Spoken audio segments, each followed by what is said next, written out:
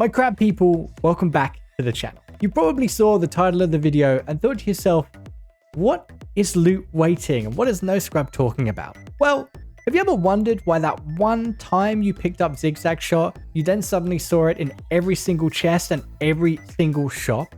Well, this, my crab people, known as loot waiting, or in some gaming communities, anti-pollution.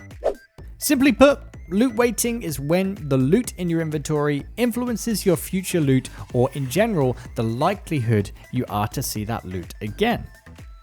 For example, let's say you pick up an ultra shot from a damaged chest and keep it in your inventory. From that point on, you are more likely to see ultra shot again. This could be from another damaged chest, a random chest, totem, random drop, or even in Tony's shop. This doesn't mean you won't see other items in the game. However, the perks and mods in your inventory are more likely to show up because you already own them. One very important thing to mention is that whilst loot waiting affects the likelihood of seeing loot already in your inventory, it doesn't adjust your luck. So you still have the same chance of finding epic and legendary items. However, if you've got an item in your inventory of that same rarity, you're more likely to see it. So imagine you're doing a run and you pick up Firepower, which is a legendary mod. If you're to open up a legendary chest, you're more likely to see it because you're guaranteed a legendary from that chest. This doesn't mean you're more likely to see it in a normal damaged chest, as your luck stays completely the same.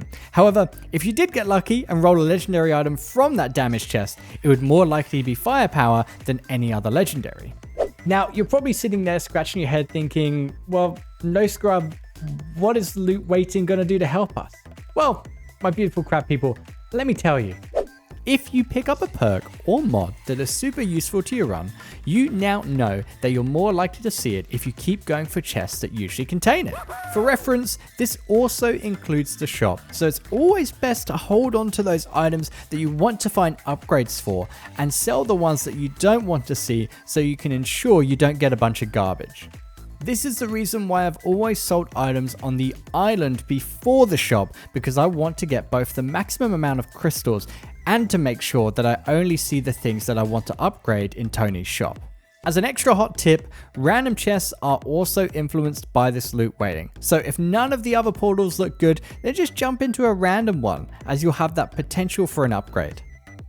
Whether loot waiting is a good or bad thing is entirely up to you. In my opinion, it's definitely needed in Crab Champions because there's so many perks, but other people might like the more RNG approach. Super short video, and I'll catch you in the next one.